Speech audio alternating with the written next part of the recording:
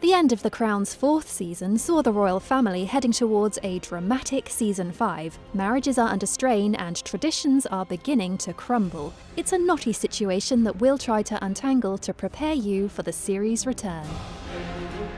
I refuse to be blamed any longer for this grotesque misalliance!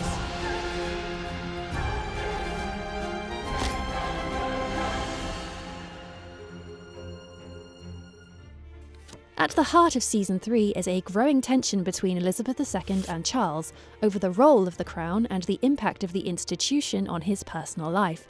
From a young age, he feels his fate is out of his hands, and he thinly veils those concerns in his first speech as the Prince of Wales, triggering a direct confrontation with the Queen. Mummy, you have a voice. Let me let you into a secret. No one wants to hear it. Charles sees more of himself in his great-uncle David, aka King Edward, a royal who threw away duty and abdicated the throne to marry the twice-divorced Wallis Simpson. While the former king saw out his dying days estranged from the royal family, his vision of a more modern monarchy does strike a chord with Charles. And that meeting occurred when you were Prince of Wales. Yes, a role that I also very much hope to redefine. I had my own ideas, my own opinions. My own philosophy. Charles's love life causes further drama in Season 3, putting him on a collision course with the throne. He starts seeing Camilla Shand, and while she brings out the best in him, Gotcha! Camilla is already in a relationship with a mutual friend, Andrew Parker Bowles.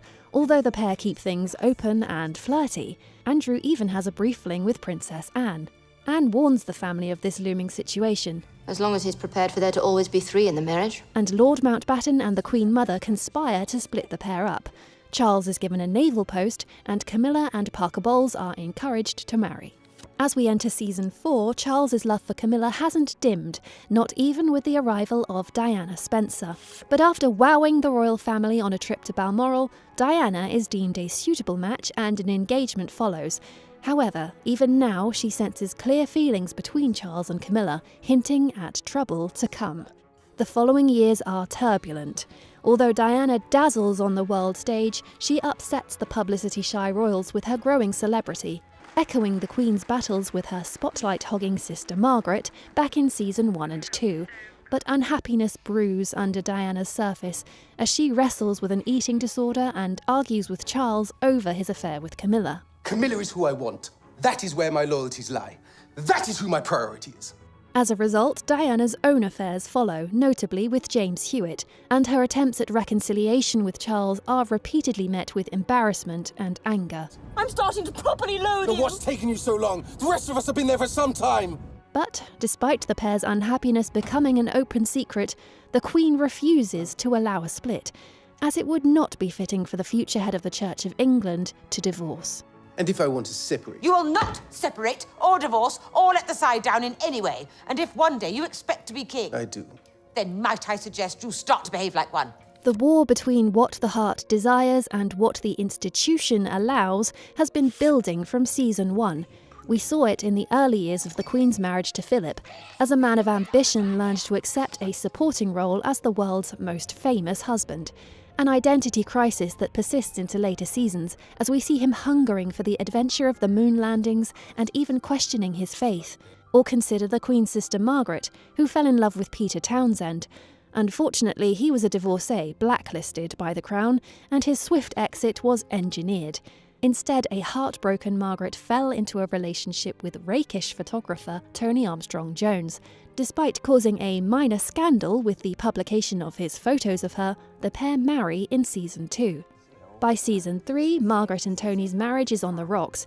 He loses himself in his work as she finds solace in an affair with Roddy Llewellyn, and the occasional music number. Red hot mama! Red hot mama! While bringing her level head to all these events, the Queen continues to navigate her own setbacks and challenges. From the discovery of a Russian spy in the royal household to grieving tragic deaths after a mining spoil pit collapses on Aberfan. By Season 4, the Queen has reigned for almost 30 years and finds herself challenged by changing times. Her children grow unhappy in their respective lives, social unrest in the UK sees people questioning ageing institutions, and on the global stage the Falklands War and South African apartheid see her clashing with her Prime Minister Margaret Thatcher. We are the same age after all. Really? Just 6 months between us. Oh? And who is the senior? I am. But by 1990, that tense relationship had thawed into mutual respect. In season 5, a new Prime Minister is in place, John Major, and we rejoin the family at the start of the 90s. The Queen is entering her late 60s and is about to witness one of the most notorious and public breakups of the 20th century. Will the monarchy prevail? Find out when The Crown returns to Netflix on November 9th.